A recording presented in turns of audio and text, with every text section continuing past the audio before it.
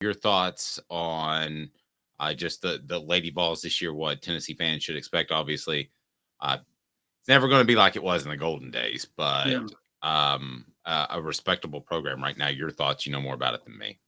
I think that the expectation would be Sweet 16. Now, beyond that, sometimes it could be the matchup. Sometimes it could be how healthy you are.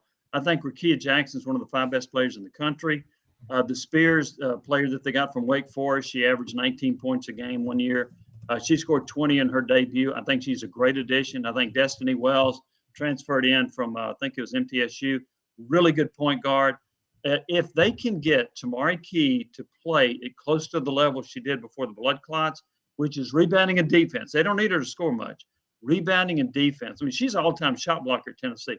If she can come back and play at close to that level, I think Tennessee is a Final Four caliber team. They should get to the Sweet 16. Maybe they can get to the Elite Eight, depending on who they're matched up against. But I would not be shocked if they make the Final Four. Yep. Jim, Go ahead, ask Caleb. one quick question on this. You got to bet on one team to go further in the NCAA tournament, the men or the women? Who's going further this year? Women. You think the women are? Yeah, and I say that. One, I think it's a little bit easier because they don't have the depth of talent the men do. And the other thing, unfortunately, is Rick Barnes' track record.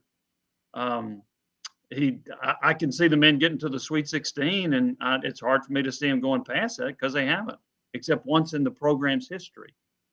Do I think they have the ability to do that? I do. Caleb, the one thing about this team, and it's bothered me the last 2 years, they still don't have a consistent inside score. And I think you got to have that. When another team rips off 10 points in a row or 8 in a row, you need to be able to go inside and get a basket from a guy like Williams.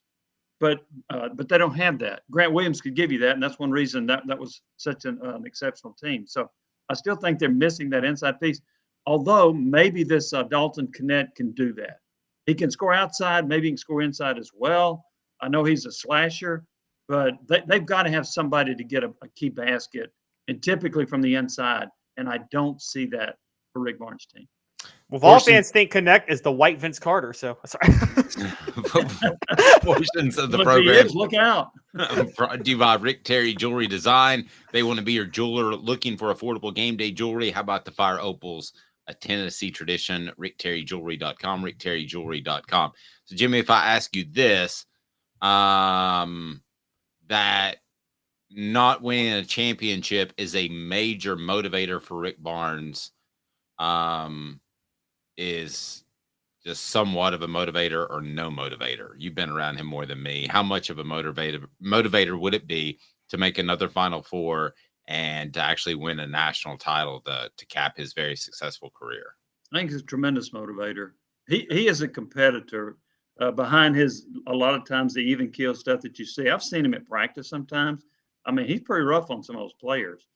So I think that means a lot to him. He will not let you. He will not let you in the inner circle and let you think that. But I think that Florida Atlantic loss last year, I think that really cut hard with him. That bothered him a lot more than he would ever acknowledge. And so they do go out and get what I think are 2 exceptional transfers. I think the Gainey kid, Jordan Gainey, I think he's going to be a tremendous player. Cadet, I think, is going to be a great addition. This sounds weird. They may end up being Tennessee's 2 best players this year. Wow. So I think that really cuts at Barnes, and he would love to get back to the Final Four. And then always follow that up with someone that says, how many years does Rick Barnes have left? That is the most successful, unlikable coach. I think it's because of the postseason experience. What is his contract situation? I mean, he's not going anywhere until he wants to go somewhere, right?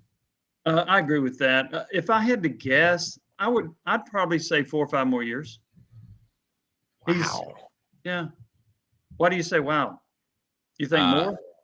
No, that just seems like a long time. It just I think it also annoys Rick Barnes. Kind of comes, and Jim, you probably know this, but Rick Barnes, it's not as bad as Derek Dooley, but remember how Derek Dooley would come across in press conferences? I'm so much smarter than you media people. Y'all don't know what I'm doing. Y'all aren't on my level. And then you're going out and going 5 and 7.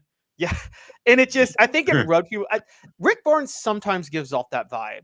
Like, he's not as bad as Derek Dooley was, but he kind of gives off the vibe of, I'm so much more intelligent than you guys. I know more about basketball. Y'all don't know what you're asking.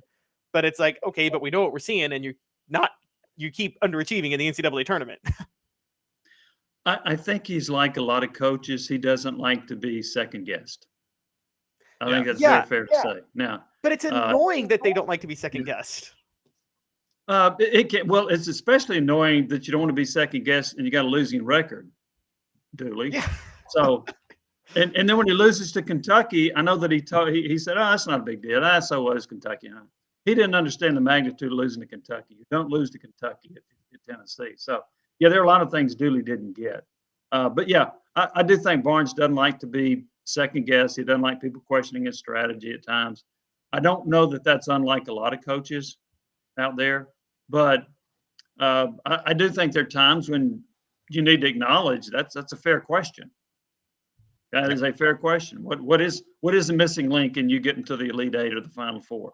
What's the missing link about finding an inside score or the strategy that was used? What's funny about this, Caleb, and I'll be curious to see how this goes. Last couple of years, Tennessee has started with exhibition games shooting 43 pointers. Okay. Then as the season goes on, they get into SEC play, all of a sudden it becomes 16 or 18 3-pointers. So he kind of reels it back in to where he doesn't want to jack up a whole bunch of threes. But I'll be curious to see if he keeps pace with shooting a lot of 3-pointers, which he has started out doing the last 2 years. I always thought you went the opposite way. I thought you held it in and you're really disciplined, and then you let it go a little bit more throughout the season. That's what I'd always read. But it's hard to kind of get them back sometimes if they're used to shooting. Does that make sense? Yeah, And what I think happens with Barnes, though, is I think he gets back to his roots. I think he gets back to this is how we need to play. We don't need to be throwing up a bunch of 3-pointers. A lot of times it looks like he gives them the freedom to shoot. But I think there are other times he's like, hey, we got to get it inside. You know, we can't be jacking up too many threes. We all know that you can live and die by the three, right? And when you're hot, you can beat a lot of people. And when you're cold, you can lose to a lot of people. So I think he would prefer to limit the number of 3-pointers. But I think that's been a problem for him in March in the sense of he focuses so much more on defense and wants to limit the 3-pointers. And nowadays in college basketball, yeah, you can live and die by the three, but Villanova has figured out the model, which is if you get 10 3-pointers, 3-point shooters, well, heck, if 5 of them are off, you still got 5 that can hit. So, I mean, not all 10 are going to be off. And I think Barnes it's like I'm watching Gene Hackman coach the Hoosiers. That's what I always say.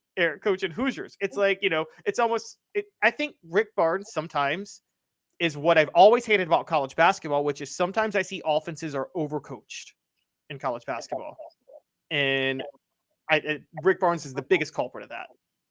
One of the things, of course, they've got the picket fence defense at Tennessee, so they can stop a lot of people with that. I think one of the things, if you look the last few years, Tennessee, when they've been eliminated from the NCAA tournament, what's the one constant you can point to? A bad shooting game. That's what keeps happening. And that's why, Caleb, I'm with you. They need more good shooters. But you'll have like a Josiah Jordan James who'll go 6 for 7 on threes, and then you get in a tournament, he's 1 for 7. So you can't. You've got to be able to score points. It's not just defense and all that wins it. Look at the teams that are winning championships, and usually they're in basketball, they're in the top 30 on offense and the top 30 in defense. They have that balance. And Tennessee recently has been good on defense, but their offensive efficiency has been somewhere in the hundreds, and that's not good enough. The world is a better a better place for this sports movie. Is it Hoosiers or Waterboy? Waterboy. It's got to be Waterboy, right, Jimmy? Hoosiers is the stupidest movie. No, it's not stupid. Come on. Or passive. Wait, we actually think that that's good coaching, that you coach an underdog team, you teach them to make 4 passes before they ever shoot. That is the dumbest strategy at any level, at any time. Are you saying if you have a fast break? What year did they do that? Caleb, you can't come look through the lens of 2023 and compare it to 1940, whatever. I don't care if it's 1835. If you have a fast break to the basket, you don't say, oh, I got this free layup, but no, I got to pass it 3 times first. That's so dumb. Let me ask you a question.